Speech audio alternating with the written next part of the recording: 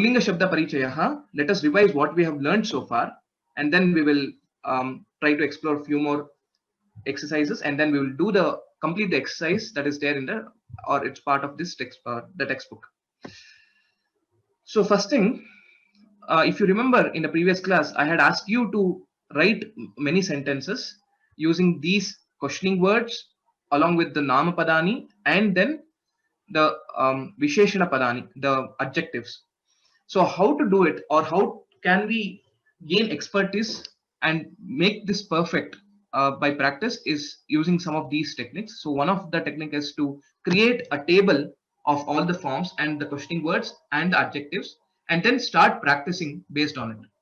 So that's why I've given the name as Vakya Rachana Sadhanam. This is an instrument to create sentences, and this I have just as a template I've given, or as a sample I've given for 5 set of words, but like this you can extend it to any number of words. So how to read this table, or how we can do is Saha Kaha. That will be the first question. So let me use the laser pointer so it's easier. Saha Kaha. Then you can answer Saha Ramaha. And next, if you want to ask for the second one, you can change over from Saha to Eshaha. Eshaha Kaha, Eshaha Alayaha. Similarly, Tau Kau, Tau Ramau. Etau Kau, Etau Ramau. Te Ke, Te Ramaha, Ete Ramaha. This covers the first set of questioning words, Kaha, Kau, Ke. Next, we will have to use the next set of questioning words that we have learned, Kidrishaha, Kidrishau, Kidrishaha.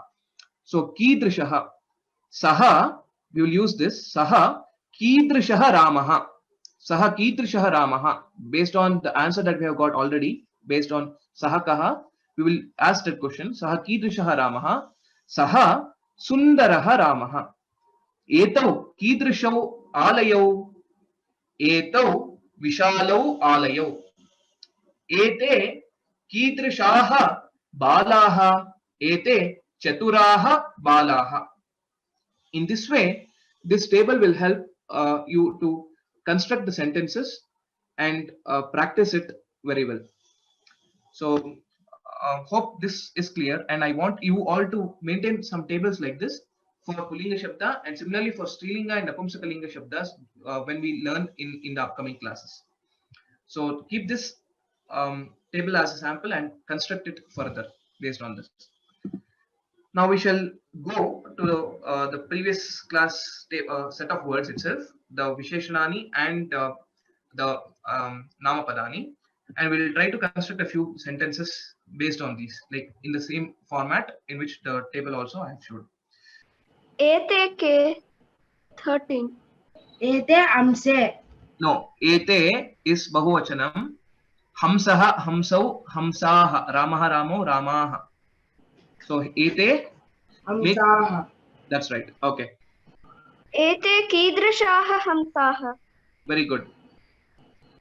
Ete kidrishaha sundaram asti. Hamsaha. Ete sundaraha hamsaha. That's it. So that's what you learned so far. So you'll have to tell in the same way. Okay. Ete ke 10th one. 10th one. Okay.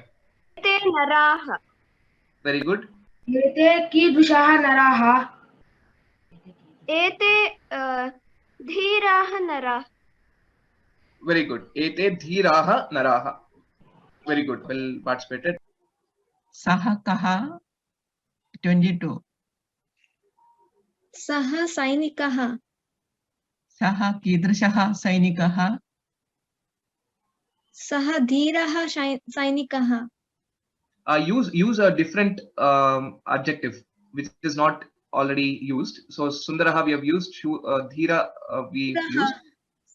Saha shuraha sainikaha. Okay, very good. Saha kaha, number 19. Saha bramaraha. Right. Saha kidrishaha bramaraha. Saha krishaha bramaraha. Okay, valid. Bramaraha is a B. It's a thin B. That's right. Okay, Krishaha Bramaraha. That's nice. Okay, can you tell? Can you do one more time? Use a different vachana Te K 23. Te Shukaha. Shukaha. Te, right. Shukaha. Te Kidrishaha Shukaha. Te Chaturaha Shukaha. Chaturaha Shukahava, or what it is? Chat- In which vachana we should use? Chaturaha Shukaha. That is right. Chaturaha Shukaha. Very good. Now you can ask the question. Number 7. Ete ke. Ete Padaha. Ete Kidrusha Pataha. Ete Vishalaha Padaha. Very good. Pataha is basically a cloth. Vishalaha Pataha, a big or wide cloth. Okay. Dhanyavadaha. Both of you participated well. Dhanyavadaha. We'll do one more set of students and then we will go to solving the exercises. 20th one. Saha kaha. सः हस्तः सः कीदृशः हस्तः. सः सुन्दरः हस्तः 11th one. एते पिकः. एते पीकाः एते कीदृशः पिकः. Ete Kidrishaha Pikaha. Always कीदृशः. vachanas should match. एते कीदृशाः पिकः. Pikaha. पिकाः. Pikaha is basically a bird. A cuckoo, basically. एते उन्नताः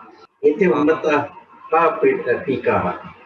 Okay, so may not be very relevant because tall, in general, the birds of that kind would be the same. It is flying in at a very high level. That's what we can say. Unnataha astu. Okay, we'll consider that. Because that option there. Okay, sure. Anyway, dhanyavadaha. I think both of you participated well. Dhanyavad. Sure. Okay, so like this, I mean, with practice only, we'll be able to get these words and spontaneously we'll be able to use the correct vibhakti at the right place. So otherwise, what will happen if we just read a few sentences and then we think, okay, we have understood this concept. Many places we make mistake by saying ete naraha or eshaha naraha and etau. In general, for dvivachanam, the mistakes are lesser compared to ekavachanam and bahuvachanam because etau narau it comes in kind of rhyming. But when ete pike, we may say that way. So that is something which we need to consciously practice, and we need to ensure that we practice more and more sentences so that we don't make such mistakes. So I request all of you to please continue writing the sentences. If you have not completely written 24 sentences for each of these, 24 sets of sentences for each of these, please continue doing it. So now we shall enter, we'll try to solve the textbook exercises which are part of this lesson. And those who have the textbook, you can refer to page numbers 32 to 34. And as I've mentioned in the beginning of the class, you can contact Sabha for purchasing the textbook now. Now we shall start solving this. Okay, can you start answering the questions? Eshaha kaha? Yeshaha Gataha. Eshaha ghataha. Okay, good. I have given the answer as Eshaha balakaha, but you can use any akarantaha pullinga shabdaha in ekavachanam. Or not just akaranta pullinga shabda, any pullinga shabda in ekavachanam. Okay. Since we have learned akaranta pullinga shabdas, let us try to keep that only. Okay, second question. Te ke? Te ajaha. Very good. Te ajaha. But I have given te gajaha. Anyway, any of the answers is fine. Okay, can you tell the next one also? Etau kau? Etau shunakau. Etau shunakau. Okay, fine. Etau deepau. Okay. Tau kau? Tau bidalau. Very good. Tau bidalau, tau simhau, etc. Okay. Next, ete ke? Right. Ete meshaha. Very good. Ete meshaha. Ete ghataha. Anything is fine. Saha kaha? Saha vanaraha. Saha vanaraha. Okay. Saha shukaha. Dhanyavadaha. Well answered. So next, eshaha kidrishaha tarunaha. It is not karunaha. It is tarunaha. Can you? Eshaha staluha tarunaha. Sthulaha. If you are. Stulaha tarunaha. Okay. Eshaha Stulaha Tarunaha, Eshaha Sundaraha Tarunaha. Any adjective that goes along with Taruna you can use. Very good. Okay. Tau Kidrisho Mayurau. Tau Sundarau Mayurau. Very good. Tau Sundarau Mayurau. Very good. Ete Kidrishaha Chatraha. Ete Saduraha Chatraha. Very good. Ete Chaturaha Chatraha. Clever students. I know all of you are really clever. Okay. So Ete Chaturaha Chatraha. Okay. Next one. Saha Kidrishaha Karanaha. Saga Pivaraha Saduraha. Pivaraha Karanaha. Okay. Karanaha. Or Vishalaha Karanaha. Vishalaha. Ganesham Smaramaha. Ganeshasya Karanaha Kidrishaha Asti. अथवा गजं स्मरामः गजस्य कर्णः कीदृशम् अस्ति कर्णः कीदृशः अस्ति गजस्य कर्णः विशालः अस्ति इट इज एतौ कीदृशौ सेवकौ एतौ शूरौ कौरौ सेवकौ एतौ शूरौ सेवकौ वेरी गुड लास्ट वन ते कीदृशाः बाणाः बाण is an arrow you can use sharp ite tishne banaha tishna banaha tikshnaah banaah te tishnaah banaha. Very good, well recited Mahodaya, dhanyawadaah.